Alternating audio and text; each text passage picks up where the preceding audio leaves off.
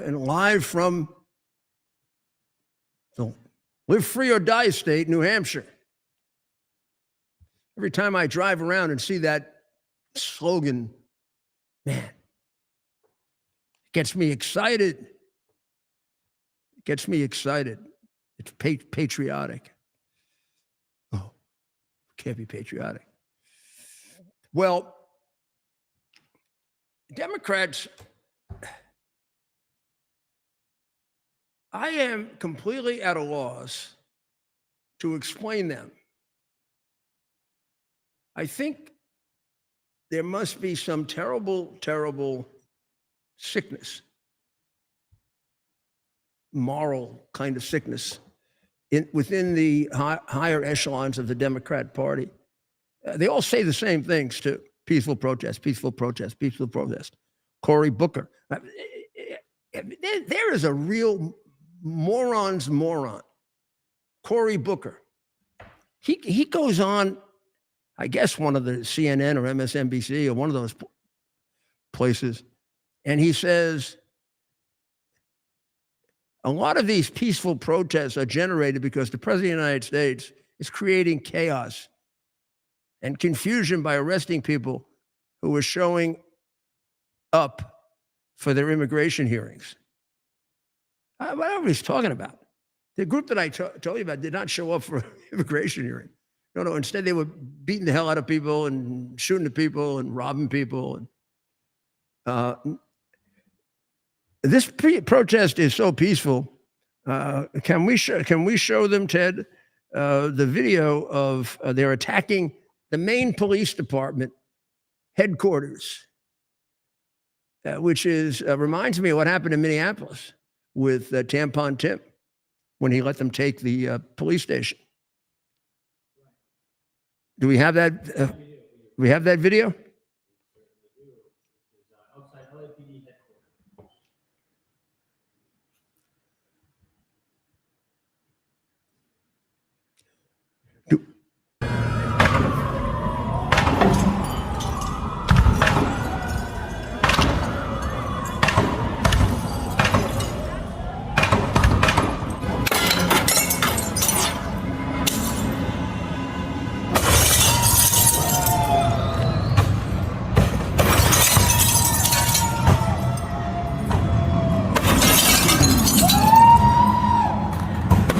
Why isn't he getting that's a police headquarters. There are no cops there.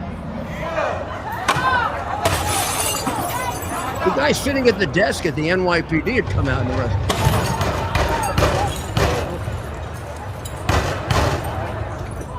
him. Are those guns?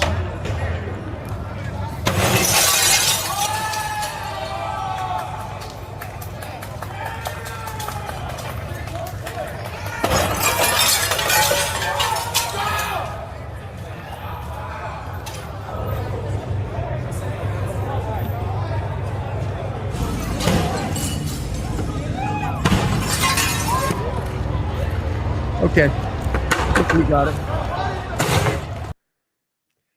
So, I mean, doesn't it occur to you that that's a police headquarters? Not a single cop showed up. It's outrageous. And they wonder why they have violent protests, because they permit them, because they encourage them by doing that. Trump didn't want that to happen to the federal building, which is one of the reasons he brought out the National Guard. If they don't protect their own police headquarters, they're not going to protect the federal building. I have no idea who comes up with this. I mean, it's almost as if they're criminals themselves. They're protecting those people. Nobody got arrested. The guy must have broken 12 windows of the police department. He's having a great time. And the president was wrong to bring out the National Guard. Thank God he did. At least the federal buildings won't be destroyed like that. And Booker says they're peaceful. I mean, it's just like one liar. It's like one liar after another. If it isn't Booker, it's Newsom. If it isn't Newsom, it's it's Pelosi. If it isn't Pelosi, it's Wacky Waters. I mean, somehow they have decided. Somehow they've decided that that they're going to be on the side of these illegal migrants. So they try to make a very sympathetic case for the ones who have not broken any other law other than the law of either coming in here illegally or staying over beyond the point that you're legal. And of course, they are not as they're not as dangerous as the criminals that come in, and maybe even in terms of priorities, given how much time we're going to have to spend with these criminals to get them out of here, you almost have to put them in a different category. I don't know. I mean, I used to have to do that. You can't prosecute all criminals. You don't have the time. You don't have the resources, and then you're not going to prosecute the worst ones. So I agree that the priority has to be for people who committed crimes, and the worse the crime, the more the priority. But on the other hand, why this big sympathy for people who came in here illegally? They shouldn't come in here illegally. We're supposed to be a country of laws. And to get angry at the president because he wants the law enforced is a little ridiculous, isn't it? I mean, they're the bad guys. They're on the side of these criminals, and they're making the ICE agents, who are immigration enforcement officers, they call them Nazis, and no wonder that they feel empowered to beat them up or spit on them or do whatever they want. The organizations that are funding this, by the way, is the Party for Socialism and Liberation, which has also organized all of the anti-Israel violence. And it received funding from the gentleman that Carol was talking about, Neville Singman, who's well documented, directly connected to the Chinese Communist Party. So it's not unusual to see them waving and doing this under the flags of foreign countries. And then also an organization called the Coalition for Humane Immigrant Rights, which is also extremely left-wing, probably just as communist as the Chinese Communist Party. On Friday, the head of it, or one of the heads of it, Angelica Salas, called for broad demonstrations against ICE. And it was considered to be one of the things that really kind of pushed this whole thing off. So they want to make sure they spend their money. Yeah, there's the peaceful protest. And I absolutely agree with the president, 1-year sentence for burning the flag. And then the second time, she go to prison for life. Too many people died with that flag, the last thing they saw, trying to protect our liberty so that these idiots can do this. All the people participating in burning the flag should be arrested. And I don't get the First Amendment flag. There's one of those cars. I think that's one of those cars that is doesn't have a driver. So when that goes up in flames, there's a real fear that the lithium creates some kind of toxic chemicals that get released that are very dangerous. So all those green people should be in a panic. And also, just for the heck of it, have they caught Elpidio Renya yet? He's the guy who threw the rock, or who threw bricks at federal law enforcement agents. So they have a big manhunt for him. Elpidio Renya. I don't know. There was a thing that they thought they were going to get him. I would like to see him arrested. It would be might exercise a little control over the rest of these people. Well, in other news, a lot going on with China today. First of all, the exports from China are to the United States are way down. They're down by at least 35. I think at least 35%, if I'm not mistaken. There, if you want to take a look at that. Let me see if I get it right here. You can see how far down it's gone. It's down to the lowest that it has been in quite some time, down 35% month over month. Now, you say, well, that's bad for us because we're losing out on certain things that we need and certain things that are cheaper and we may have to pay a little bit more. But it's 3 times worse for them because we're an importing nation, not an exporting nation, right? We want to change that a bit, but we are. But their business is exporting. That's one of their prime businesses. We're their number 2 country, if not number 1. 35% reduction in their being able to send out the crap they make is a killer. Now, some communist economists are trying to make the best of it, but things in China are really bad. I don't know if you know this, but they have what is known now as a frugality code. It is a communist country, and you can't waste money, and you get disciplined if you do. The way Xi Jinping puts it, he wants to reduce hedonism.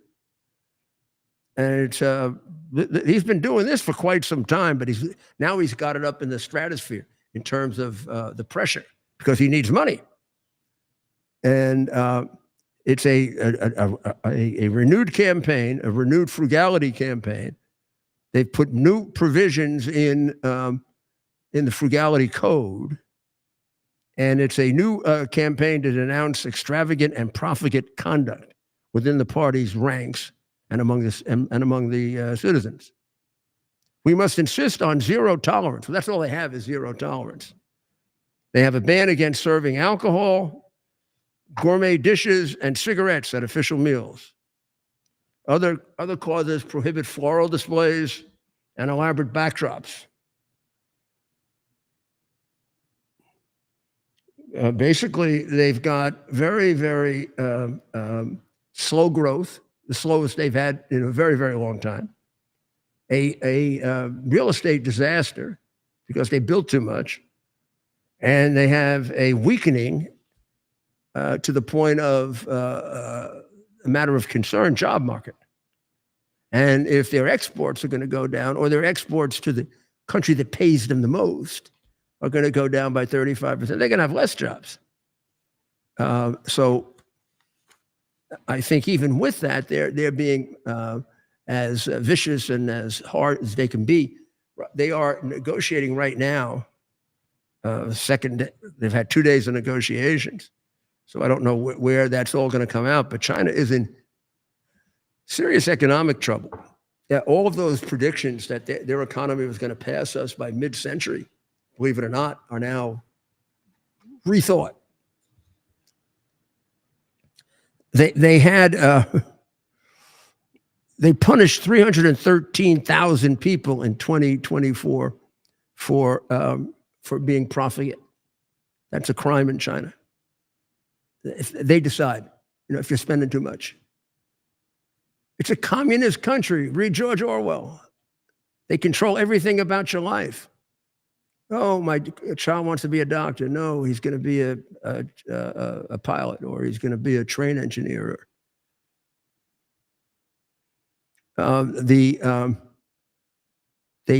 Between 23 and 24, they doubled the number of punishments for not being frugal.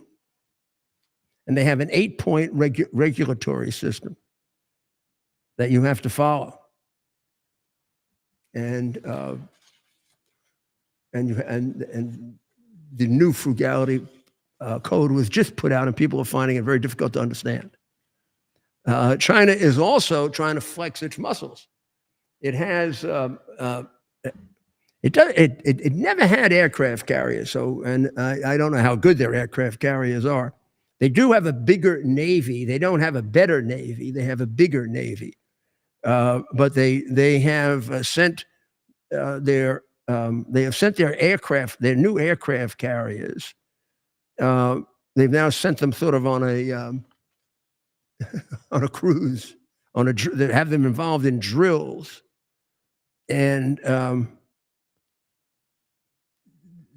they have two operational aircraft carriers, and they went quite a ways, 725 miles south of Tokyo to Iwo Jima, and kind of surrounded Iwo Jima, went around it, which is controlled by Japan.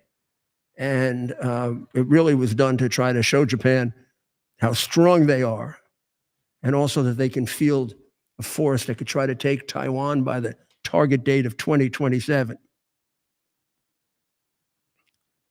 And the Japanese are monitoring this, and these are done.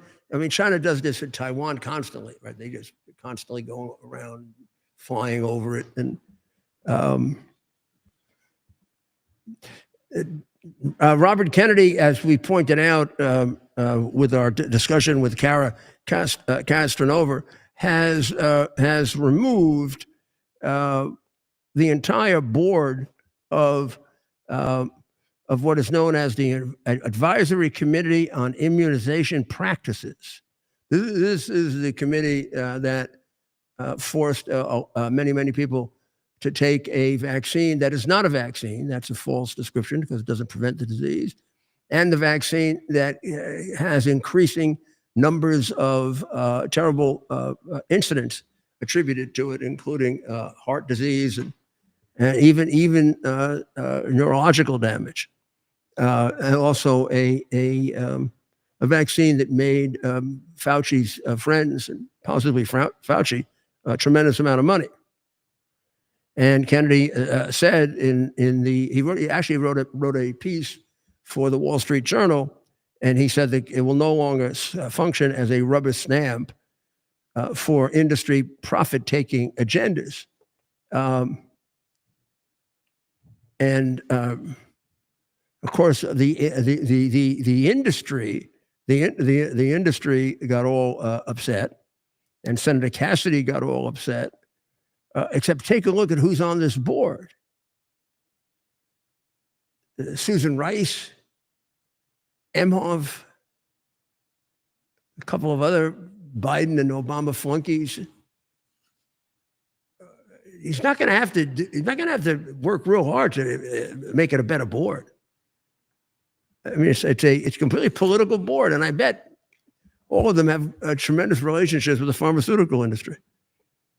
I'm sure of that. I'm sure of that.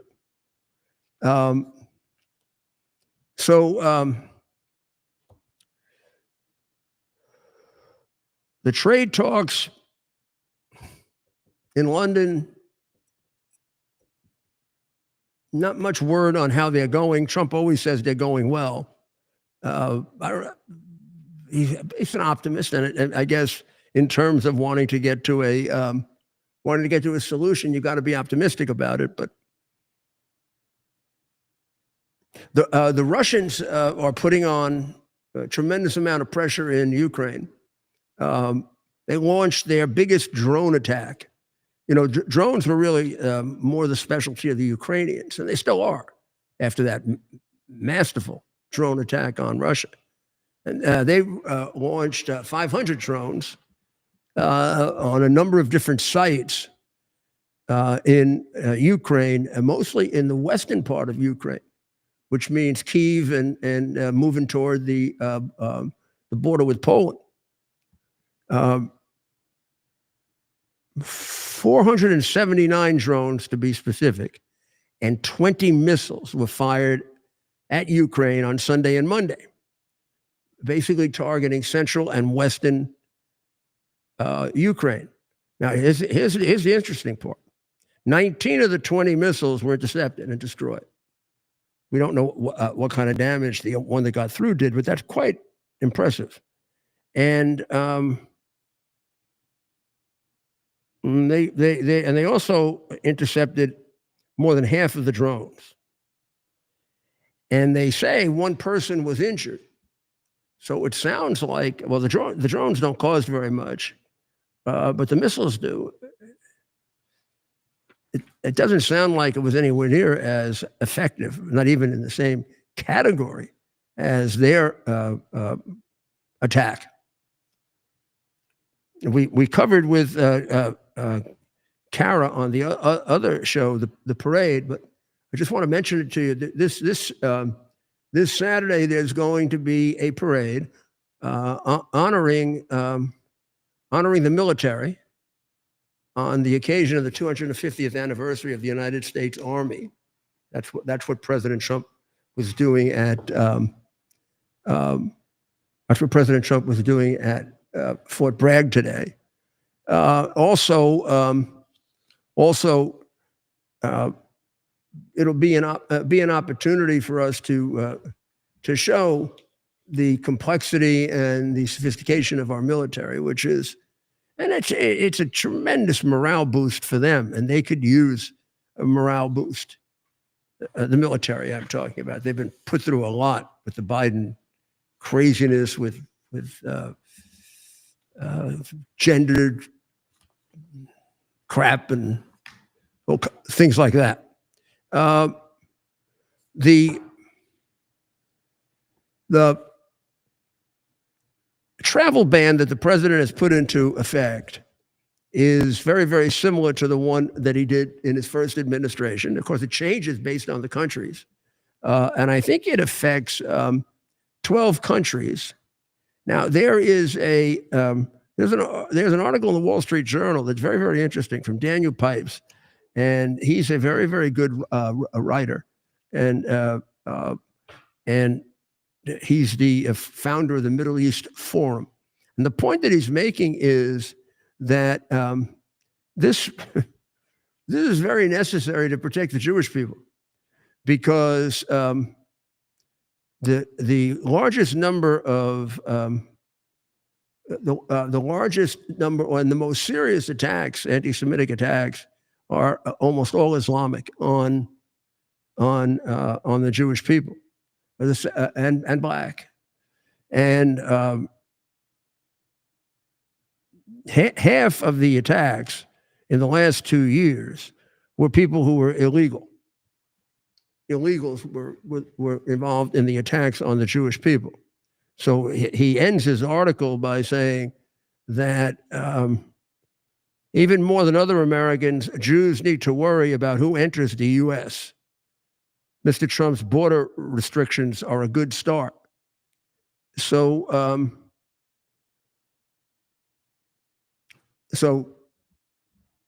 what he's done is there's special screening for 6 of the Islamic countries and 6 other countries that have a significant amount of terrorism, which makes sense. Of course, that became a big source of whatever, but eventually it was upheld by the courts.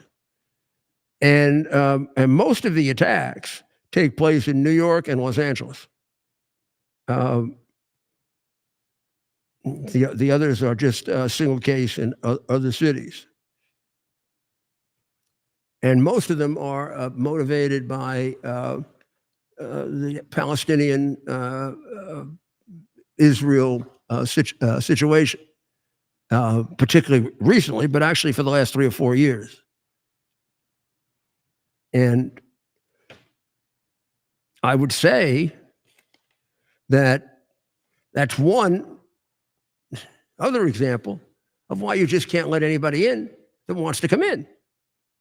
And who knows how many of these people we let in. We've already seen a couple of attacks by illegals. We're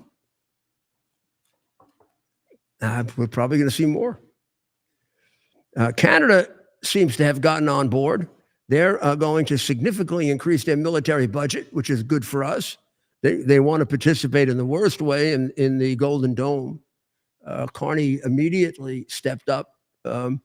So Canada has been one of the real violators of the NATO policy of putting in 2% of your GDP. In fact, there were only 4 other countries that put in less than them: Belgium, Luxembourg, Slovenia, and Spain. And Spain has gone so left, I'm not even sure they still belong to NATO. So the target right now is 2% of your gross domestic product should be spent on defense. It's going to be raised at the next meeting to 3.5%. So they have to first meet the 2%, which he says he's going to do right away. And Trudeau had also promised to do this. He was going to get it done in 2032. By that time, China could have, attacked us. So he says he's going to get this done very, very quickly. And he has another. There's a group of 7 leaders meeting on June 15th to the 17th, which is coming up, right? And I think he doesn't want to be in that position of putting in 1.4% for defense, and really looking like he's sponging off the United States for his defense, because we've been paying for it. Then on June 24th and 25th, there's going to be a meeting of NATO, and at that meeting, the new Secretary General of NATO is going to recommend that immediately the 2% go to 3.5%. And that over 2 to 3 year period go up to 5%, because of the threat of China and Russia. And I would say that this would not be happening without Donald J. Trump. Whoever talked about the very, very meager contributions to defense, and United States having to carry the entire burden. So the president announced yesterday that first of all, he keeps saying that the talks with Iran are going very well, except we've turned down unequivocally and definitely what they say is a deal breaker, which is that they want the ability to be able to enrich at least some uranium, so that and they're willing to put restrictions on the amount. They're willing to make it so small that it would just be for peaceful use. They're willing to do lots of things, but they want to be able to play around with uranium. Now, that's just a cover so that we don't go in there and take all their uranium out, and they can go secrete it in various places. Remember, they cheat, lie, kill, and terrorize. Why we think we can do a written agreement with them, and that's a good idea, I don't know. I don't think it is a good idea. I think there is only one way to keep us safe from an insane act by an insane man, and that is to take his weapons away. And possibly he'll go with the weapons. And this is the opportunity because they're so weak. Now, we were going to put on Ali Reza, right? Okay, so we'll talk to Ali Reza about that. I think he has some interesting information about it. The relationship with India looks like it has a couple of problems in it, and those should really be straightened out. India is a very, very critical substitute for us, for China. It has a larger population. It's I believe its economy will eventually pass China, because its people are more industrious, and it doesn't have all the socialist and communist restrictions that make it impossible to really be truly productive and to be certainly creative, which they're not the Indians, the Russians. But in the last, Walter Russell Mead outlines this, but this began to trouble me when the Pakistan attack on India took place and India attacked back, and we took a neutral position. And I wasn't happy about that because we don't really owe anything to Pakistan except a lot of people dead, and a lot of Islamic terrorists trained by them who killed us.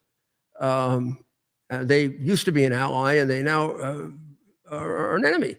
They're an ally of Russia and particularly Russia, but China also. And we acted as if they both were wrong and they should settle it. Well, they weren't both wrong. I mean, the reality is that Pakistan has terrorist groups operating within India all the time. It's a little bit like Hamas and Israel. And the Indian attack did a pretty good job of taking out a lot of their, I don't know if it was offensive or defensive capabilities. They do have nuclear weapons, and any nuclear weapon is very dangerous, but they don't have anything near what India has, and they don't have anywhere near the military that India has. Nor do they have anything like the economic potential. That the switch in allies was very beneficial for us. Pakistan used to be our ally. India used to be Russia's ally. And somewhere in the 90s and the 2000s, the switch was made. And Bush really accomplished it. And Modi, who is the prime minister of India, seems to have a very good relationship with Trump. But since Trump has come into office, there's a lot of grousing now in India that maybe he's not so good for them. First of all, there are the tariffs. They expected the tariffs, and they think they can work out the tariffs. And the deportations they were expecting, but the large numbers of deportations apparently have them shocked somewhat. And at least it's their version of it, that the Indians who are being deported are not being treated respectfully. And as I'll demonstrate to you, respect is a very important part of what has to be done with India.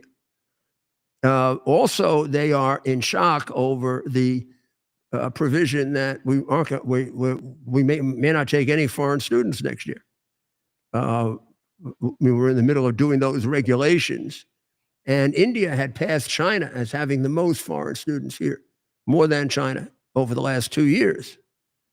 But the State Department May 27, 2025 decision to stop scheduling new interviews shocked Indian officials. I mean, they have 331,602 Indian students enrolled in U.S. campuses. China only has 277,398. And we want those Indian students to be enrolled there. We'd like a lot of them to stay here. So a little flexibility there might go a long way in making sure that we have a very, very close ally in India and we don't have problems with it. We're going to have to count on them in this cold to lukewarm war with China. Also, another thing that has them all upset is Apple, in order to make things a little bit easier with us because of all of our concerns about infiltration or surveillance and everything else by China, Apple is going to move a lot of its work from China to India. And in fact, iPhone production, which is, I think, done in China, but some of it's done in India, eventually it's all going to be done in India. Now, with the tariffs that we're going to place on the iPhone, Trump wants that in the United States. So, of course, that's just a natural source of And believe it or not, probably the most important thing is they don't feel that we respect them enough as a great world power. So this is something Trump knows how to handle. A few little adjustments here, and then the way in which we talk about them and the way in which we deal with them, and how much concern we have about making sure we have the right arrangement with them, and we treat them with the same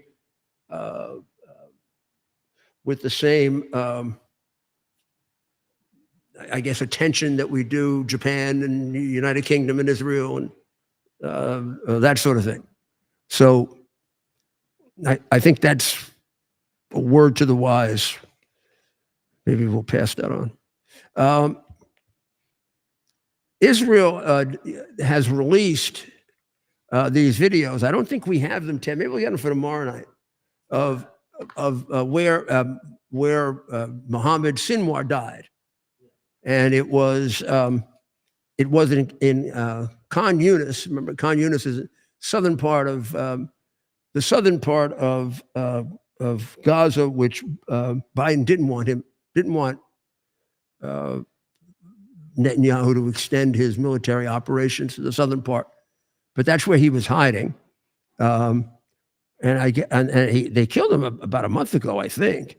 But they finally found his rotting corpse of Mohammed Sinwar. So remember, his brother was the original leader. Yahya Baba Sinwar was the mastermind of the October 7, 2023 attack.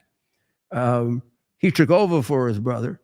He was about 25 feet below the hospital in Khan Yunis. So, when they say attacking hospitals,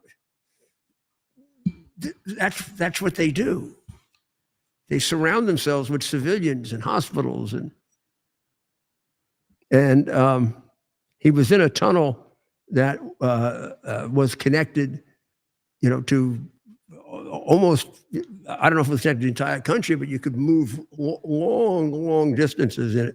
But he was in a little room, and his body was already rotting, and they believe that he died of asphyxiation because of the bomb raids that plugged up a lot of the tunnels. They also believe that some of the hostages were kept in tunnels like that. Not believe, they have evidence that they were. Greta Thunberg, I have no idea how she is anything. Greta Thunberg, who is a joke, had some kind of ship that was going to come to Israel, and they have now detained her, and they're going to send her back to where she came from. And she's all upset. She's saying she's been kidnapped. No, they're just not letting her in. They don't want you there, Greta. I mean, maybe they're worried that you're going to get their people all screwed up. According to you, the world was going to end in 2010 or something, right? So they don't want to get their people all confused and nervous that the world's going to end. I mean, that could be very, very destabilizing. Right? We do now have our guest. We do. Okay. We have a very good friend of the show. Those are regular viewers will definitely recognize him. Alireza Jafarzadeh. He's the deputy director of the Washington office of the National Council of Resistance of Iran, and they have broken a major story today, Mayor. Yes. I'm anxious to. There he is. Hi, Mayor. How are you doing? My friend? So tell Great us. seeing you. Great seeing you too. So tell me what the. I mean, I know, but tell everyone what all you guys found. Well, during the press conference this morning, we showed the world that unlike what the Iran regime claims and some people in the intelligence community and others were trying to insinuate as though the Iran regime did have a nuclear weapons program many years ago, but they actually shelved it in 2004. We showed that that program never stopped. Not only that, but the plan that they had before, which is now exposed, has now been replaced with a new plan to develop nuclear weapons. And that has been going on since 2009 under the directive of the Supreme Leader Khamenei. The name of the new plan is called Covert Plan. Covert means desert. And the reason they use that name is that the center of the gravity of the operations that is focused on building nuclear weapons is actually in a desert area in the central province of Semnan. 60% of that province are actually desert. And they have set up a number of sites which we identified over the past few months that are involved and are part of the this Covert plan. You're looking at the map right now. I see it. Yes, the map that you see is actually the blue boundaries are actually the boundaries of the Semnan province, which is declared since 2009 as a military province. Right to the left of it is actually the Tehran province. Now, in this area, as you notice, there are 7 circles that are circled as red. These are known as the red zones, meaning that there is no access available to the civilians. It's entirely military, and even anybody who wants to approach there has to have a special permission. 9% of the whole province of Semnan, which is not a small province, it's the 5th largest province of the country, is actually red zone. And then you have the yellow zones that you can see marked on the map. That's about 27% of the whole area that is still, you need to have a special permission from the Revolutionary Guards, from the Ministry of Intelligence. And now we showed in these sites that they are developing, working on several aspects of developing nuclear weapons. Number one, trying to boost the power of the nuclear weapons, what they call boosted nuclear weapons. Right. The second, to extend the range of the missiles for over 3,000 kilometers. And then third, trying to basically hide it and accelerate the program. The whole thing is run by the Ministry of Defense. Now, this is very timely and very crucial because this is happening at the time that there are negotiations going on with Iran. The IAEA, which is the UN nuclear watchdog, is now meeting starting yesterday, actually, in Vienna. There's going to be 4 days of session including discussing the fate of the Iranian nuclear file. The IAEA itself had a report that just came out last week. It was a damning report showing that the regime had done various tests that are only used for building nuclear weapons, that there are missing nuclear material, that they believe it's diverted to somewhere, they don't know where, and there are missing equipment that the regime did not declare to the IAEA. So these are very important aspects of the program that we got on top of it. We found out about them and we revealed them today. Well, that's really terrific. Now, explain what the history that you have in revealing situations like this, their hidden plans for nuclear power. Well, it was back in August of 2002 that we revealed the existence of a nuclear site in Natanz, which was being used for uranium enrichment. No one knew anything about it.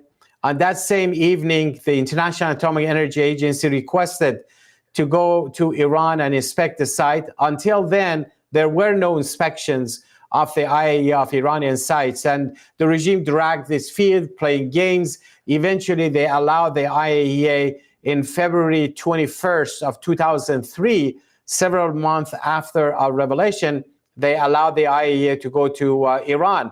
But before their plane landed, we found out that what the regime wants to do is to limit access to the nuclear site in Natanz. They show them all the buildings with the exception of the key building, and just telling them that the person who has the key is not here today.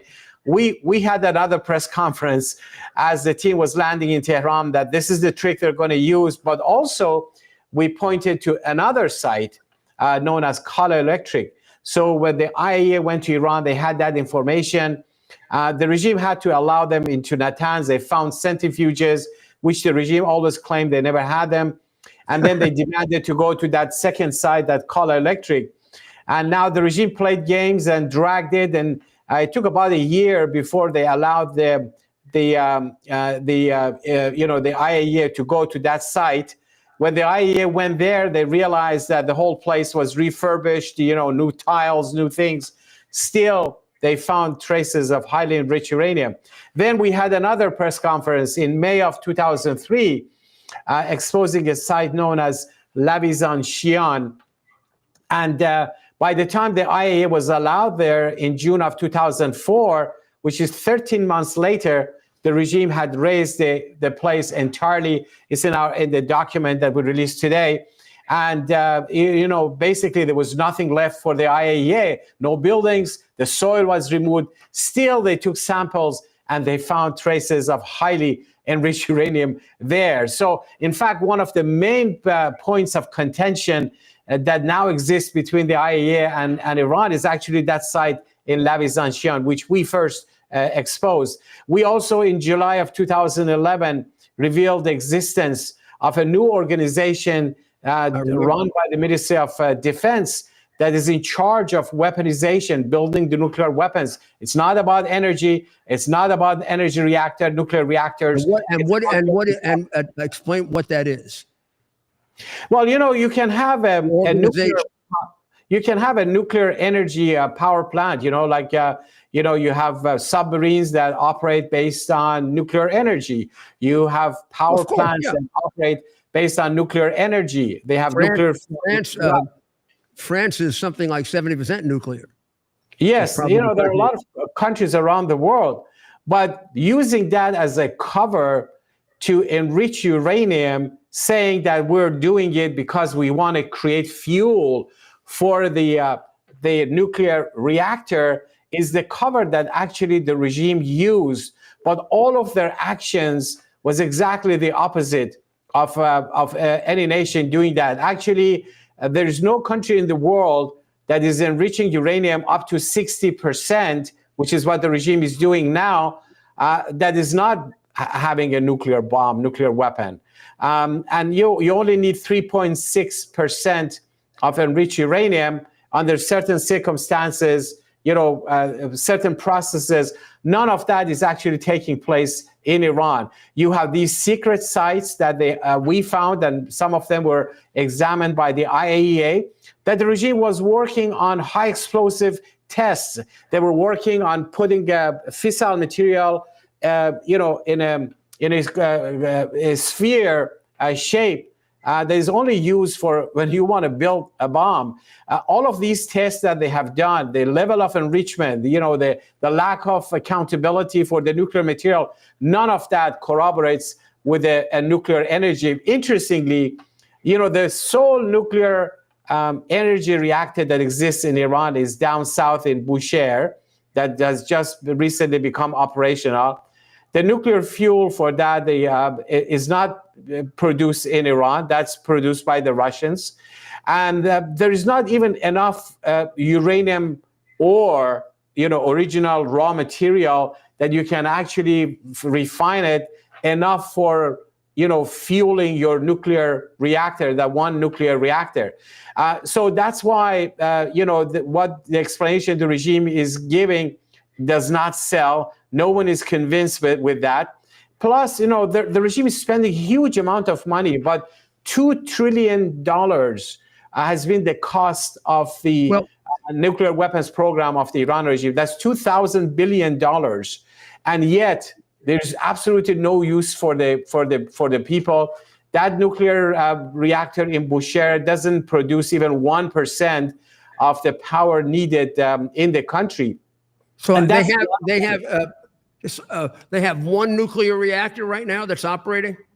right. There's one nuclear reactor in Bushehr. They say they want to build another 19. But The question is, it's not supplying any electricity or any energy. it supplies very little, less than 1% of the electricity of the country. And keep in mind, Iran sits on the second largest oil and gas reserves combined in the world. Yet the oil and gas industry of Iran is one of the most underdeveloped industries in the country. And the president has made that point that so he yesterday or today, I don't recall, but yesterday or today he made the point that that they're at a standstill, that he is insisting on no enrichment capacity for them at all, and they want to retain some enrichment capacity. We know why, because they want to cheat. Also, what he has in mind, they're going to find very, very difficult.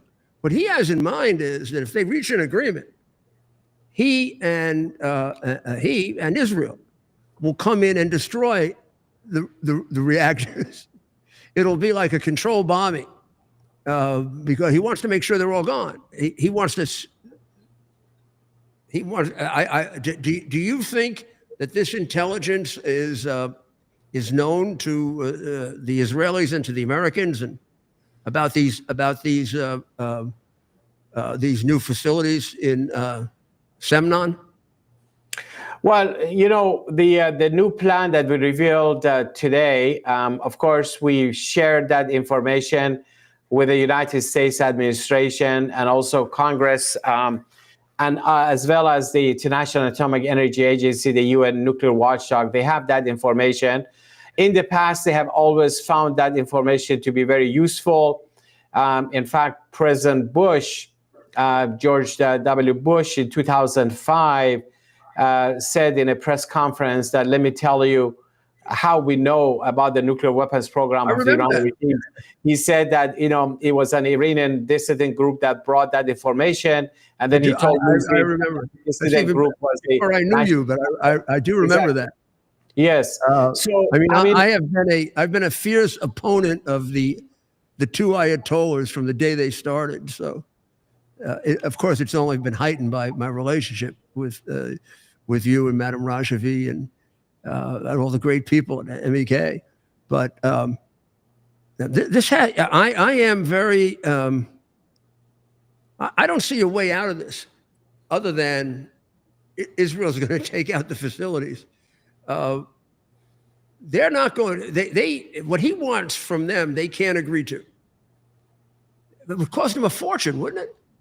So what he wants from them is he wants them to destroy everything they have that's nuclear, like that plant, that power plant. He wants to destroy it. Now, if they go ahead and destroy everything that he and the Mossad know about, how much money will that cost them? Probably cost them $1 trillion to build that. Well, Mayor, let's keep in mind that the threat of the Iranian regime is not limited to its nuclear weapons program. They are the world's leading state sponsor of terrorism. Oh, sure. They Absolutely. are the epicenter of terror and instability and warmongering in the region. They're the world's major violator of human rights. But most importantly, they are rejected by the people of Iran. The vast majority of the Iranian people have rejected the regime. They want change. I think the biggest ally, because at the end of the day, think about it, you want the entire threat of the Iran regime eliminated the same way that the people of Iran want the mullahs to be overthrown. So the biggest ally I think the West has is actually the people of Iran, the organized resistance, the same movement that exposed these nuclear sites, but is also the movement that is involved in acting as engine for change in Iran.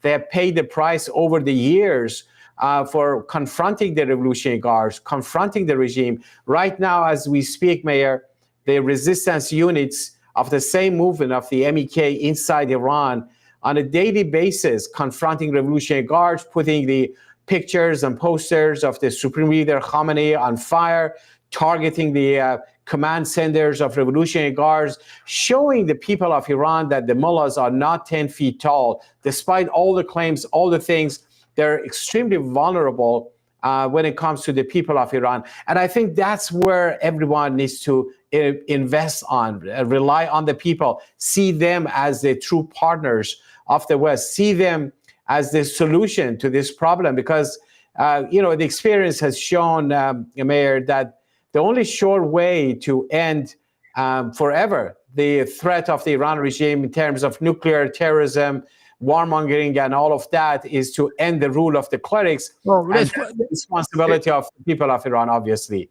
There's no need on the ground. It's the only way to have peace in the Middle East, too.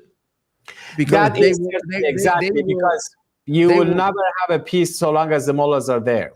It's inconsistent with their goals to have a peace there.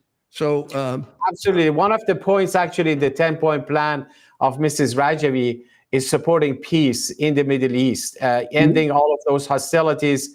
And I think the practical way of achieving that is to end the rule of the clerics, because they will sabotage any effort you will do, as they have done before. They are the epicenter of instability and chaos. And that's why a change in Iran by the people of Iran would be the biggest factor contributing to peace in the Middle East, not only by eliminating the nuclear threat of Iran, but also eliminating the epicenter of violence. Well, I am hoping that if we follow through on taking out the nuclear facilities, either us or Israel or both, that's going to result in the Ayatollah being overthrown. I mean, it would be financially, it would be a disaster for them.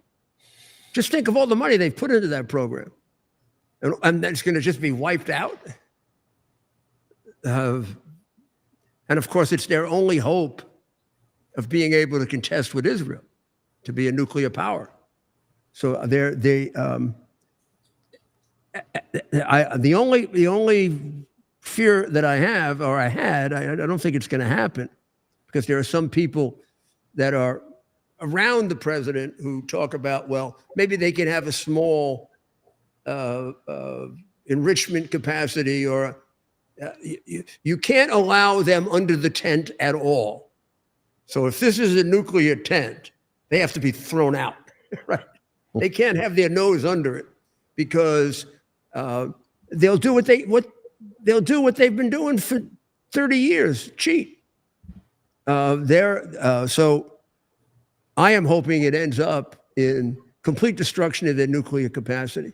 And I think that might be enough with all that's going on inside Iran to really do the clerical regime in. Well, Mayor, the stated policy of the United States, as enunciated by the President Trump, Special Envoy Witkoff, and Secretary of State Marco Rubio, has been no enrichment, end to the nuclear weapons program of Iran, saying that the Iran regime cannot have nuclear weapons, period. If that is the stated goal, which it is, then you have to focus on that, never back down, never accept anything less, because otherwise it will be more of the same in the past. Remember the previous negotiation that started in 2003 by the EU3, the three European nations, Britain, France, and Germany, with Iran, was basically based on appeasement, hoping that, okay, we give Tehran, whatever they want in return for abandoning their nuclear program. They never did it. And then the JCPOA, the talks under the Obama administration that led to the 2015 JCPOA, legitimized all of these sites, legitimized the enrichment program, and allow the Iran regime, for instance, under the mountains in Fardo near Qum, near Tehran, to have that enrichment facility with, over 1,000 centrifuges, saying, okay, you promised that you're not going to enrich uranium here. And the regime said, sure, we won't enrich it. Just let us keep that place. Guess what? right now, the 60% enrichment that the regime is doing, which is very close to the weapons grade, is actually taking place in that underground facility in Fordo. So promises of Which this is taking place. nothing. It's taking place where? And it's a uranium enrichment facility known as Fordo, F-O-R-D-O or D-O-W, which is built way entrenched under the mountains near Qom, Q-O-M. This is the site that we first exposed in 2005. And that's where they do all the enrichment? Yeah, most of the enrichment is actually the higher level of 60% is taking place in Fordo. They have advanced centrifuges there. It's well protected. And the JCPOA actually allowed them to have that. That's why I think the argument you're making is throw them out of the, the tent, the nuclear tent, is valid based on the experience in the past, because the promises the regime made at the time means nothing. If they have the ability and the capability with any level of enrichment, any equipment, they will use it. And that's exactly what they did. So you don't want to go that route again. There's no question. So now what, in Semnon, what are they doing with all the facilities they have there? Now, in Semnon, the Semnon province, the 3 or 4 sites that we identified there, all of them are run and controlled by this entity known as SEPAN, which is the organization run by the Ministry of Defense, whose only job has been building the bomb. Now, in 2 of those sites, one in Semnon, city of Semnon, and the city of Shahrud, both of them are in Semnon province. They're working on missiles, which they say is for launching satellite into orbit. But in fact, those are actually part and parcel of launching satellites with nuclear warhead on them, with an extended range of up to 3,000 kilometers. And they're, by going to the orbit, that's one stage for building, intercontinental ballistic missiles armed with nuclear weapons. They have gone that far, and they're always camouflaged it. Oh, this is a place where just launching a satellite, and like everybody else is doing. But in fact, this is all entirely run by the military. So we raised, alarm about this, saying, don't look at them as a simple missile launch place for satellite, like you do in, SpaceX or anything like that. This is all part and parcel of their nuclear weapons program. We show the involvement of SEPAN, which is the organization run by the Ministry of Defense, how they're on top of it. We showed a lot of examples and details about it.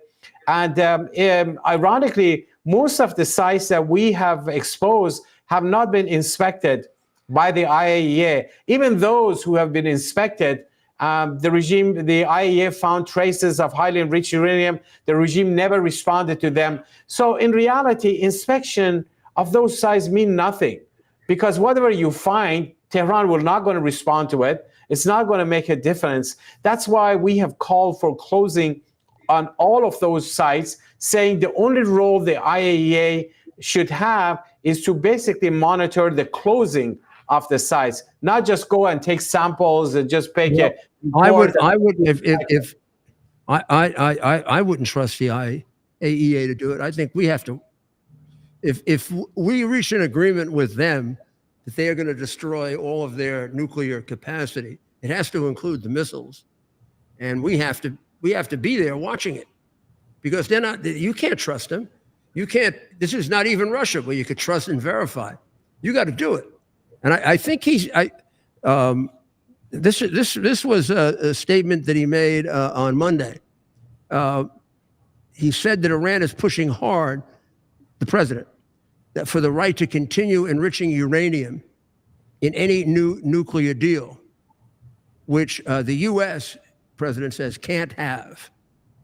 They're just, this is a quote from the president, they're just asking for things that you can't do, Trump told reporters at the White House. They don't want to give up what they have to give up. You know what that is. They seek enrichment. We can't have enrichment. We want just the opposite.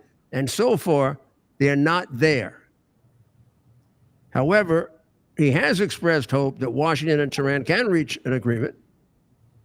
And he says they're good negotiators, but they're tough. He's sort of like putting out a little bit of an olive branch to them, but he's pretty darn clear. They seek enrichment. We can't have enrichment. We want just the opposite. And so far, they're not there. Oh, and then he does say, I hate to say that, like what happens if they don't, because the alternative is very, very dire one, but they're not there. They have given us their thoughts on the deal, and I said, it's just not acceptable. So I don't know how you go from there. Mayor, the position of the president has been very clear since the beginning when the nuclear talks started. It's the Iranian regime who wants to drag the whole issue. This is the 6th round of talks. Over 2 months has passed, way more than that. And you're still back to square one. Nothing is moving forward. And the regime now is offering, we're going to have our own plan as a counter plan to the United States. They just want to play this cat and mouse game. What does it do for the regime? It actually drags. It keeps the talks alive while the clock is ticking. They are trying to run the clock out. Now, which clock are we talking about? Come October of this year, the mechanism at the UN, which is part of the JCPOA, to snap back all the sanctions that existed prior to the JCPOA is going to expire. Between now and then, the Western nations, the Europeans, have the ability to put all the sanctions back on. But what the regime wants is just keep everything alive without doing anything, just drag it so the time will expire. This is something that the United States must avoid. There's not much time. The Iran regime has already shown its hand. It has made it very clear that they're sticking to their position of not giving up their enrichment capability, right, which is the core of their nuclear weaponization. And you need to, say, okay, here's the deadline. You either deliver that, or we're going to start with the snapping back all those sanctions on the Iran regime. Also, there's talk right now at the UN, the IAEA Board of Governors in Vienna. And tomorrow, Wednesday, is the day that they're going to table a resolution basically against the Iranian regime, and then, vote on it, and then decide what the next step would be. And, like 2005, they went through the same process, and they referred the Iranian regime file to the UN Security Council, and that's when, those sanctions came. So I hope no one will back down on this. They press it hard and, push forward. The experience has shown that the regime, when they see the other side is firm, is decisive, they will back down. They have no choice. Well, I don't know. Do you think they would ever possibly agree to our taking out their entire nuclear program? Well, I think the only time they will agree to that is that they would feel otherwise their entire survival is on the line, that they're going to be overthrown. And that's why I think, this is the reason why the United States and other countries should look at Iran, not just as the regime is only ruling the country, but look at the people of Iran as a real ally, the vast majority of the people, the organized resistance, those who are exposing these nuclear sites, those who are been in the forefront of the opposition to the regime. I have to run, but I just want to ask you a quick question. Did you get the feeling, or did your people get the feeling, that when you delivered this information, it was known? No, I didn't get the feeling that they knew it, because a lot of times the things that we revealed, they really didn't know anything about it, and they welcomed it. So, this may be too early, but I got no indication that anyone knew about this new plan that the regime had, known as the Kabir plan, desert plan. And I hope they will act based on that. Well, I'm sure they will. I mean, this is critical. I mean, there are two parts to it. You have to have the atomic weapon, and you have to have the delivery system. The atomic weapon isn't worth very much unless you want to blow yourself up if you don't have the delivery system. One last question. In Iran, is there concern about an attack? You mean when it comes to the people in Iran or the regime? Either, both, the regime and the people. Well, certainly the regime is so concerned. That's why they are hanging on to these talks. They feel so long as the talks are going on, that's sort of like is taking hostage all the other options. So that's why they want to drag it. They have a lot of interest in dragging the talks. But the people, I mean, the people don't care at all. The only thing they care about is how quickly, how sooner they can end the rule of the clerics. They will look for any opportunity to bring down the Ayatollahs. Well, this has been very, very useful. And again, congratulations on getting this information. MEK is remarkable, and we'll be talking very soon. I want to see all those papers you have. Okay? Okay. Thank you so much, Mayor. Always a pleasure to be on your show. And you're doing a great job on, informing the American public, but also around the world. Appreciate that. God bless you. God bless. Well, as usual, Alireza was right on the money. We did spend an extra amount of time with him because that's the information you don't get. You don't get any kind of information from inside Iran that's worth it. A curfew has been issued for downtown Los Angeles from 8 p.m. Pacific time to 6 a.m. Pacific time per Mayor Karen Bass. Oh, but everything's fine. Things are fine. Everything is perfect there. We're just going to have a curfew for the hell of it. Why not have a curfew in the middle of the summer, right?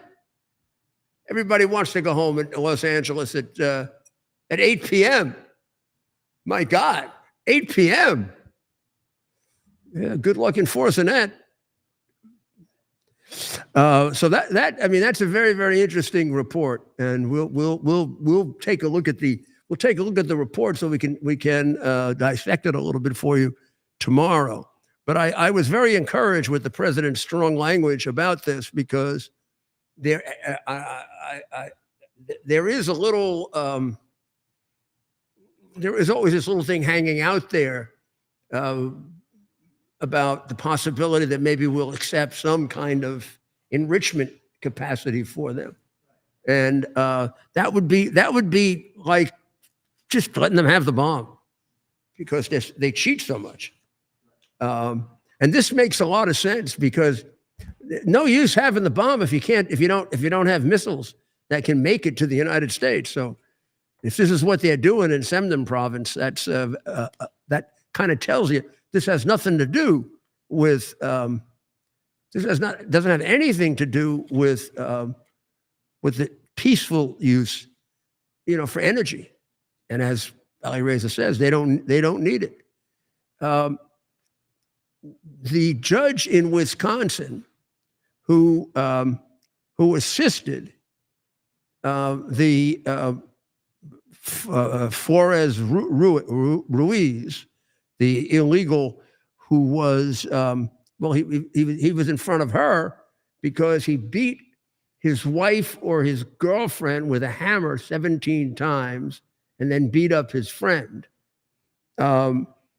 But ICE was there when he was before the Judge Dugan, in order to grab him on an ICE detainer because he's an illegal immigrant criminal, just the kind we're supposed to. And the judge found out that the ICE agents were outside of her court, and she left the bench and went outside and told them that they had to have a judicially approved, as far as she knew, they had to have a judicially signed warrant in order to arrest him, which is not true, actually, but she told them that. And she sent them to the chief judge, who actually told them they don't. but it gave her enough time to allow him and his lawyer to escape through the jury box and the jury door, which she made, which is private, and the agents had no access to it. So the agents kind of knew that she was screwing around with them, and they got outside and they ran after her, and they caught Ruiz. Now the question is she prosecutable? So they made a motion, the defense did, to drop the case because of judicial immunity. I do not see how judicial immunity gives you the right to help prisoners escape. Suppose the judge let one of the prisoners that he had escape. I mean, suppose the guy is in front of him and he's going off to the penitentiary for 10 years, and he says, hey, go out the back door and go away. That'd be a crime, wouldn't it? So I don't see how this Judge Dugan. Now, there's also a case, and we just didn't have the time to pull all the pieces out, in Massachusetts. Has been going on quite some time, where another judge did the same thing. But this goes back to like 2020, 2019. It's been going on for quite some time. So that would be the third judge that's been involved in obstructing justice. Or like Mayor Bass and Governor Newsom, they have decided that their state and their city is going to be immune to that one particular federal law. I mean, suppose one state said, we're going to be immune to the Emancipation Proclamation. We're not going to accept that. You can have it somewhere else, but it's too hard for us to have it. There'd be too much trouble here if we had to enforce that. Because that's what she's saying. She's saying, we can't enforce it because we're going to have riots. We have too much trouble. So therefore here, even though it says illegals should be deported and thrown out in California, we'll have a different law than the United States. But you see, it is in California's, it's not a state right. It's a right that the states have given to the federal government as part of its ability to carry out the foreign policy of the United States. So they're asking to be something other than the United States. They want to be a province that's something other than the United States for the execution of the immigration laws. It's quite a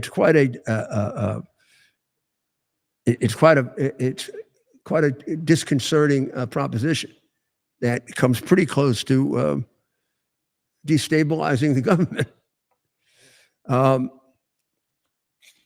So Judge Dugan was in front of the federal court today, and they're going, I don't know if they argued it today, but she's going to raise that she's immune, and the government is going to say, that she's not immune to helping prisoners escape or obstructing the operation of federal law deliberately.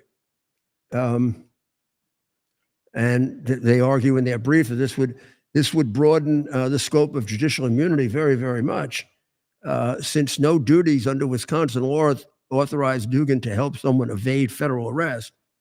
Her actions fall way outside the bounds of protected judicial conduct. In order to be immune, the doctrine would say that it has to have something to do with one of your duties as a judge.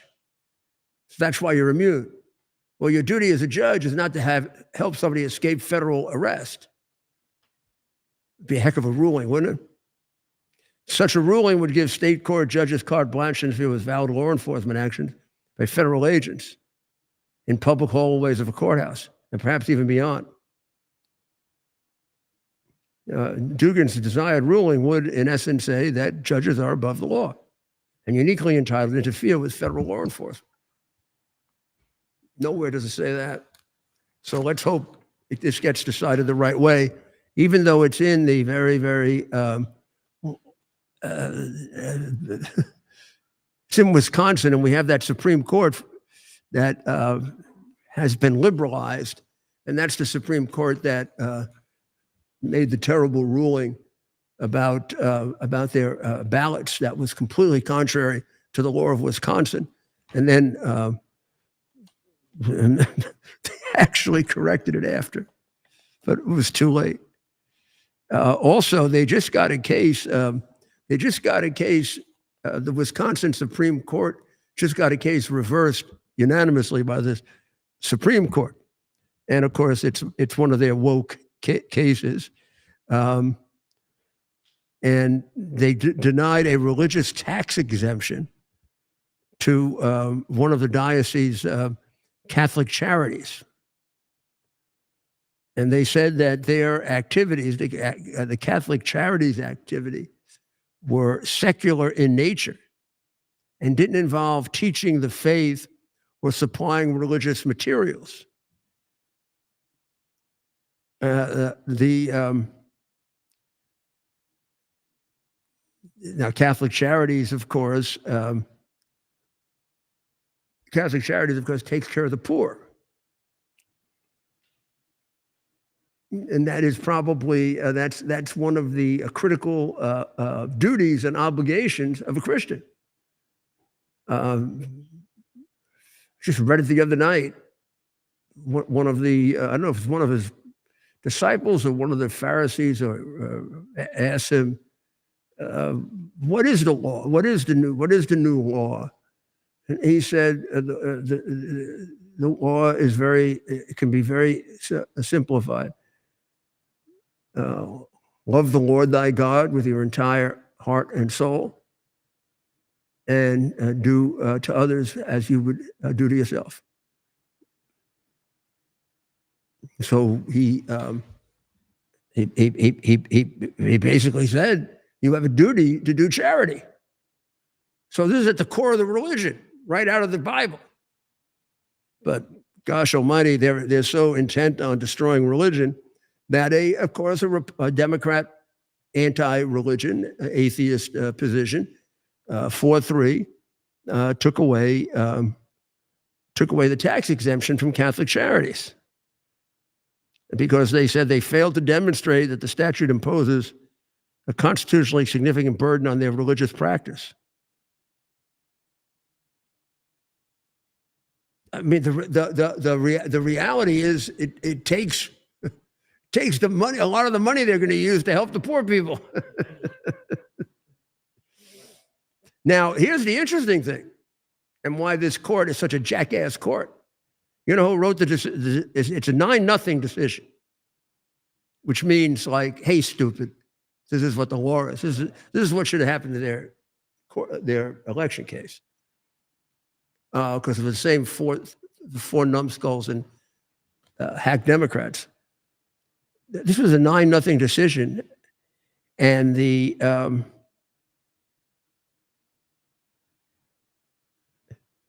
and it was written by Justice Sotomayor. So maybe this will temper them a little. Terry Moran is gone now. Is that right? That's right, Mayor. And I think we predicted that last night. Yeah. I don't see. There was an article today about all sorts of leaks from ABC that they all wanted him gone. So he wasn't well liked in the building. That can kill you in situations like this, right?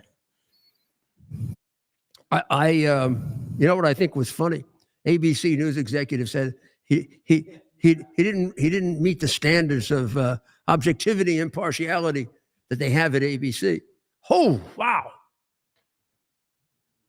Almost anybody could reach those standards because they don't have any standards for objectivity and impartiality. Man, they got one Trump derangement syndrome person after another.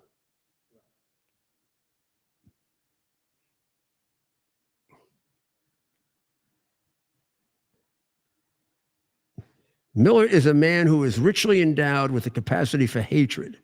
He's a world-class hater, Moran said. You can see this just by looking at him, because you can see that his hatreds are his spiritual nourishment. He eats his hate. I have no idea what that means, but I do think it's quite interesting that he can discern this by just looking at him. He must be some kind of a spiritualist. Maybe that's what he can do now. He put a little shingle saying, I can look at you and tell you what you eat. Be a good job for you, Terry. It'd be a lot better than the one you had because you were awful. You weren't even a particularly good reporter. The Supreme Court also decided, and this is the Supreme Court that Trump put together. The Supreme Court had a very, very important decision on Thursday of last week, Ames versus Ohio.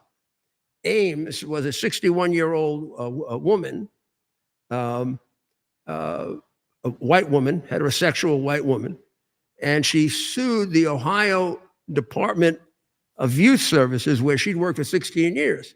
And she sued because in 2020, she was turned down for a higher position that went to a lesbian.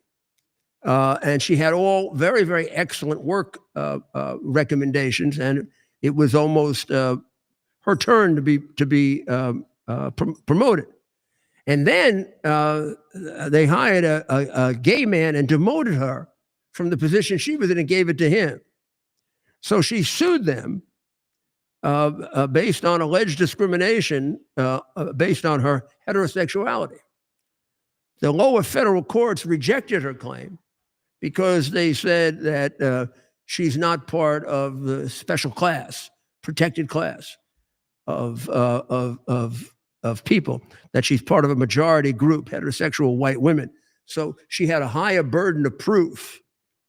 If you're a minority, the presumption is that there is discrimination, which is kind of strange. But if you're a heterosexual or a white or whatever, then you've got to prove either by clear and convincing evidence, or certainly not a reasonable doubt, but probably by clear and convincing evidence that there was discrimination. The Sixth Circuit and 4 other circuits say that there is this double standard, that if you are part of the historically discriminated against group, you get a presumption in your favor. If you're not, you've got a big burden of proof. So you're going to be treated differently.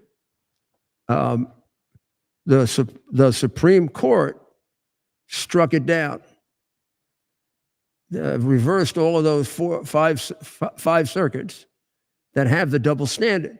Because basically, they're saying that reverse discrimination is not discrimination. And this, among other things, it violates Title 7 of the Civil Rights Act that outlaws workplace discrimination. Discrimination is discrimination. It shouldn't be any different if you're discriminating against a black or a white. Our goal is to be a colorblind society. Said our Constitution, says our constitutional documents, and Dr. Martin Luther King. So let's just sum up, since we did it on the other show, but we didn't get a chance to do it as completely with you. Let's just sum up what's going on in Los Angeles. Any report on what's going on other than the curfew that they put on? Well, that's right, Mayor. We already covered that a curfew has been declared, starting at 8 p.m. Pacific time. That's 11 o'clock on the East Coast. And what we're seeing now tonight, Mayor, is unrest popping up in other cities. Tonight in Chicago. Let's just stick with LA for a second. What are we seeing about LA? We're seeing crowds gather with this curfew being announced. We will be continuing to follow the developments in Los Angeles. There are crowds making their way to downtown. How about the violence? We'll see. It's only 6:30 there. 6:30 there, yeah. So as we know, a lot of the violence starts to pop up at night. Am I looking at a live shot now? This is live. So these are the protests in LA, but anti-ICE protests are growing violent in places like that's Chicago. the beginning of one of the things that they do wrong. They shouldn't be in the middle of the street. They should be on the sidewalk. In order to have a protest and take over the streets, you have to get a permit in New York. Otherwise, you have to be on the sidewalk. And you almost never get it to take over the streets. You see now, if an ambulance has to get through there, let's assume one of those is an apartment building, some guy gets a heart attack. You take more than 4 or 5 minutes, the guy's more likely going to die than not. And these people are interfering with that. That's why you can't be in the middle of the street. It isn't just for aesthetics. You think that this goofball whose picture we see now, Mr. Smoothie here, you think he knows that or cares about that? You think it ever occurred to him that if those people are in the middle of the street, his citizens can't be cared for the way they should be by the emergency services? If there's a fire? Well, if there's a fire, there's no use anyway. They don't have water in the fire hydrants, right? They got to fight it with sand. It's a new way of fighting fires. Well, this is live right now. And what is he? Well, they've cut away from him, but maybe we'll bring it up. Well, Newsom gets exposed as a complete liar because he was complaining that the president hadn't called him, wasn't even a voicemail. And the president immediately said, "You're a damn liar," and produced this receipt here. And we showed it to the people on the other. The president had a 16-minute conversation with him that he seems to have forgotten on June 7, which is the night before the first big riot. There had been some activity on that day, and that's why the president called.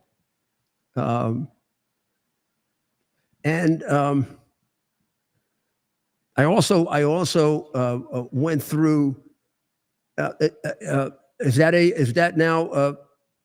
That's a live shot. Yeah. That's live. Well, that's a fairly large crowd. And look how they've completely blocked that. You see, the idea is you want to get control over them. The way we do it in New York, or the way I did it, because de Blasio screwed it all up, and in order to do that, in order to do a protest, you cannot block traffic because there are emergency reasons for lanes to be open. So there might be some occasions on which the city would give you some of the street, like a lane or two, so the cars can go through. But more likely than not, particularly at this hour of the day where the sidewalks aren't going to be that crowded, those people should be on the sidewalk, and that street should be open. Because you never, I don't know who's there, who's working there, who's living there. Somebody gets a heart attack, I don't know how far away the hospital is. Any delay can mean death. So look how it's blocking traffic down the side road. Well, there's all this dispute about does the president have the legal authority to do it, or doesn't he have the legal authority to do it? And there's really no question that he has the legal authority. The Posse Comitatus Act of 1878 says that the president cannot use the military for civil law enforcement purposes. Well, first of all, he's not using them for civil law enforcement purposes. He's using them to protect the federal building, which, as you can see, did we play on here the attack on the federal courthouse? Yes. Yes. On the federal building? We did. Well, I mean, on the police department, rather. Did we play that? Yeah, we played that one at the beginning of the show. We can play it. Why should President Trump assume that they're going to guard the federal building any better than they guarded their police department? And one of the reasons you can use them is to protect federal property. federal property is in jeopardy of being burned or destroyed in that place. They burn anything. So when he signed the memorandum to deploy the National Guard, he did it under Title 10. Title 10 is an exception to the Posse Comitatus Act that you can't use the military. And you can use the military if there's an insurrection, a revolution, an attack, or if the law isn't being enforced. Well, the law isn't being enforced. And you can do it without getting the permission of the governor. And that can allow you to both use the Marines and the National Guard. And the president has used versions of this. The presidents have done it 30 times. So the idea that this is, oh, Trump is making this up and Trump is ridiculous. Of course, whatever judge writes his opinion will probably, and they brought the case in San Francisco so that they can get it before a judge who is a political hack. So it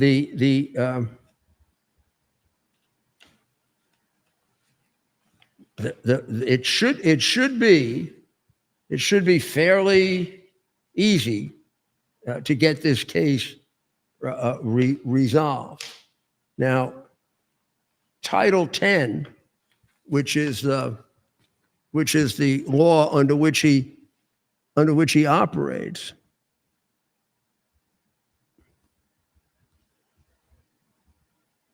whenever the president considers that unlawful obstructions make it impracticable to enforce the laws of the United States in any state by the ordinary course of judicial proceedings, he may call into federal service such of the militia of any state and use such of the armed forces as he considers necessary to enforce those laws or to suppress the rebellion.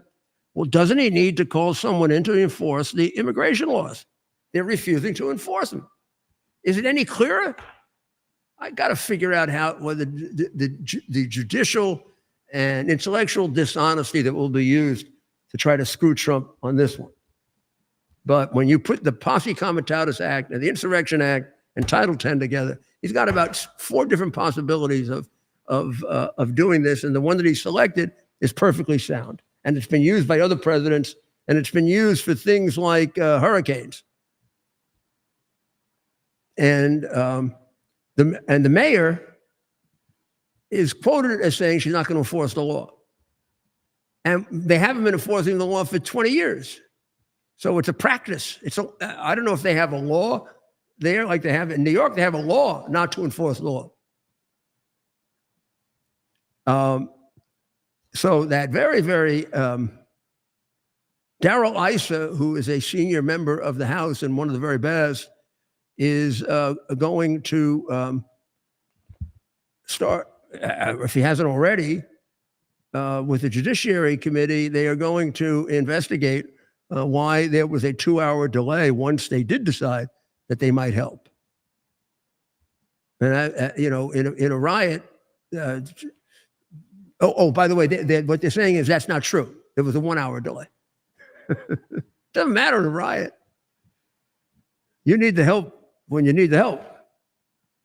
And all of the left-wing press, of course, is saying that these are peaceful riots, and everything you see on television, buildings are burning down, people throwing things. They're burning automatic cars, which have the extra problem of emitting toxic chemicals, apparently. Right now, the authorization is for 2,000 National Guard and 700 or 750 Marines, and there is discussion of maybe another 2,500.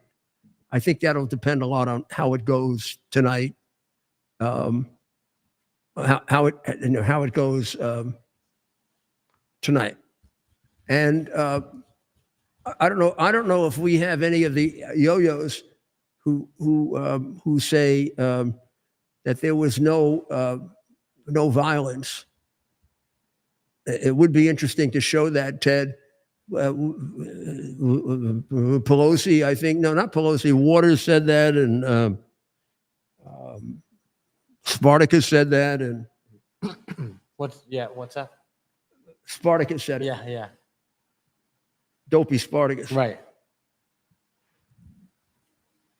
So, Well, we'll definitely keep an eye on all these protests, and as day and turns tonight. also at a moment at a very critical moment, the police chief, when the president was making this decision, the mayor of Los Angeles was saying on television everything was under control, and the police chief was saying it wasn't. They were completely diametrically opposed, Right. which had to say to him, I can't trust these people to protect my federal agents and my federal property. How, also, their history. These are the two bozos who brought us the fires that didn't have to be that extensive, except for the fact they didn't have water in the fire hydrants. I just use that one thing as how incompetent they are on a historical scale, I would say. It's hard to really exaggerate. Also, I think that if we had a hearing, we would call Chief Villanueva, who was the prior chief. Therefore, he isn't, it doesn't have to suck up to the mayor. This other chief was in a lot of trouble when he contradicted her. She said everything is fine. He said it's out of control. But Villanueva tells it like it is. Villanueva says the cops are scared out of their minds to ever cooperate with ICE because they can get in trouble with the politicians because they interfere in the law enforcement, which leads to an awful lot of extra crime. And I guess nobody cares about that.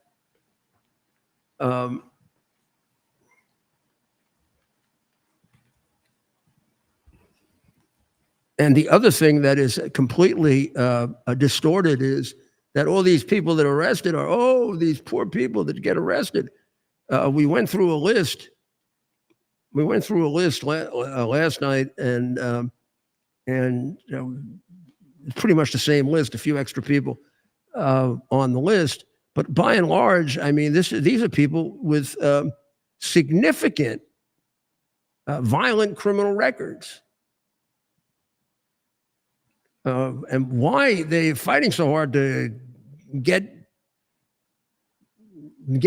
ICE out of there so these people can be back out on the street is mind-boggling. Yeah. It's mind-boggling.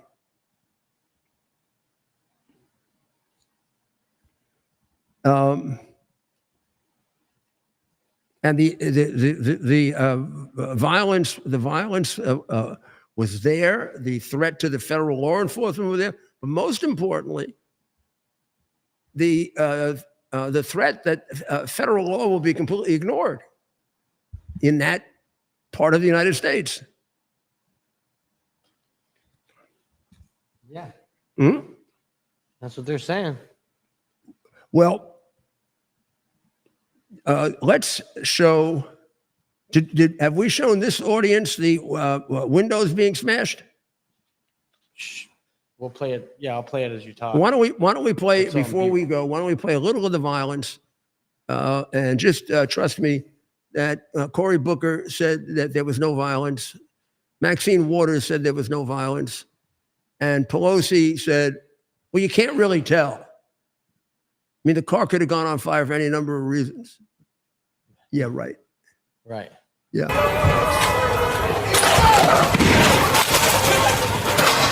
See how peaceful it is?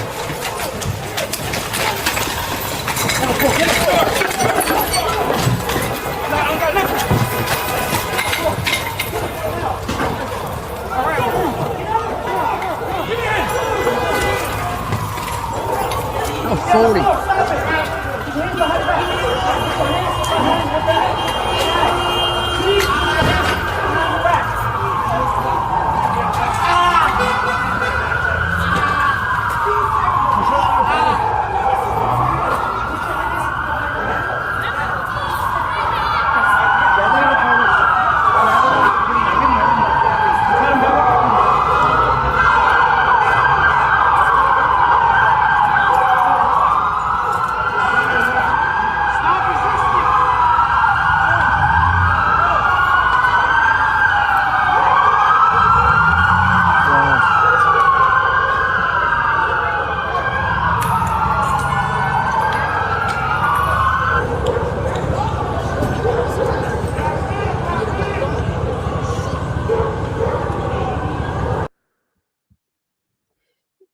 Well, that was a very, very strong demonstration. Oh, here you go.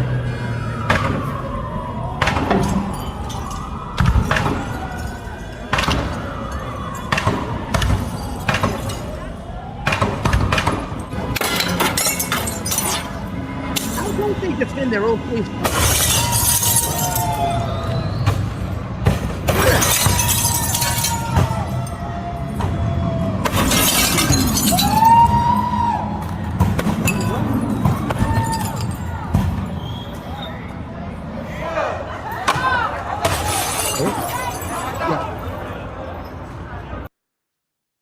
How do they not defend, Ted, their own police department? No, they don't have cops there. That's police headquarters. So I mean, we have a police headquarters in New York. It was right around the corner from the U.S. Attorney's office, right in the same plaza as the U.S. Attorney's office. I was actually closer to it when I was U.S. Attorney than mayor, although it was only 2 blocks from the mayor's office. And I can assure you that if they were doing that to the NYPD, they'd all be in Rikers Island now. Or I mean, yeah, Adams would do that. Sure, absolutely. He's not going to let them. He's not going to let them attack the. It's like that boy mayor in Minneapolis and Tampon Tim, who let them take the police station. That caused, I think, a lot of the violence. It was like a signal that we're in control. The cops mean nothing. Well, here ICE is being treated with such disrespect. It's disgraceful. It's absolutely disgraceful, and it triggers the law that says that the federal law is not being effectively followed in that jurisdiction, and therefore the president has the option, quite legitimately, as other presidents have exercised, to bring in the military. Otherwise, you see what was happening to that police station? That's what would be happening to the detention center. Imagine doing that to a prison. You don't think they do that to the federal? They'd probably rather do it to the federal facility anyway. If I were the president, I would not trust either one of these two people to protect anything. I mean, they are California. They may be crazy, but they're still citizens of the United States, and they come under the protection of the president, President Trump, who takes it seriously, not like these bozos. Well, I think we've covered all of the key topics that we wanted to cover. Get everybody ready for the parade that's coming up on Saturday. It's going to be a really great celebration of the 250th anniversary of the United States Army, which I think was actually today, but it's going to be celebrated on Saturday. I think. I'm not sure. We'll have to check that. Yes. I think we did a good job, Ted. We covered almost everything. The Democrats minimizing the riots, all using. I mean, I didn't get a chance. I was gonna all using the same language. Also, somebody wrote it out for them. All using the same key words. Right. Okay. Also, the president recommended a 1-year sentence for burning a flag. I think it's about time we do that and try that again in the Supreme Court, because I don't see how the flag, how the flag is a First Amendment issue. First Amendment is about words, not actions, not destructive actions. And I mean, very often they take that flag. It's somebody's property as well. It's also dangerous. You start lighting fires in the middle of the street in any crowded city. Who knows what can happen? A car can go up. So I can see all kinds of reasons why you would make that illegal, as well as respect for the flag of the greatest nation on earth. And they're treating it horribly. So we'll be back tomorrow We're going to ask you to pray for the people, as we do every night, people of Ukraine and the people of Iran, because we've spent a little time talking about their problems and their having the opportunity maybe to get freedom if President Trump plays his cards right. And of course, the people of Israel and the people in Los Angeles. What a shame not to have a governor, not to have a mayor, to have these, I don't know what they are. Are they communists? Are they stupid? Are they liberal sillies? I don't know what they are. What they are terrible, terrible public officials, disgraceful public officials, actually. So we'll be back tomorrow at 7 on Lindell TV and on Rumble and on X. We'll be back here tomorrow night on X, and we'll see where this goes. And apparently there are demonstrations in New York, Philadelphia, Washington, a couple other cities tonight. We'll have to see what they amount to. I mean, they didn't amount to much in other cities last night, but you know, there's a lot of money going into this. This isn't like some kind of a just spontaneous. This is a paid spontaneous reaction, and some of this is communist money that goes into it. Well, God bless America. God bless.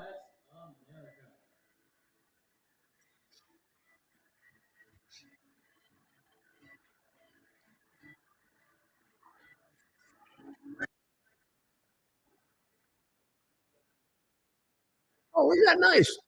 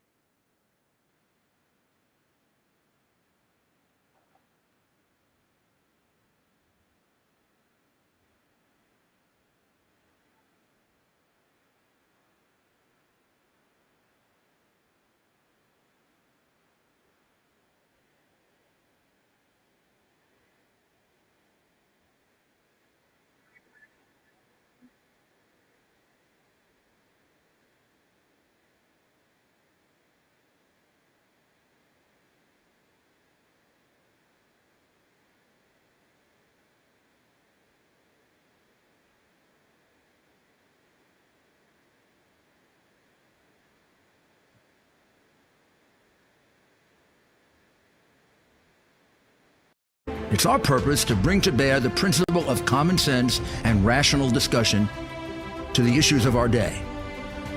America was created at a time of great turmoil, tremendous disagreements, anger, hatred. There was a book written in 1776 that guided much of the discipline of thinking that brought to us the discovery of our freedoms, of our God-given freedoms.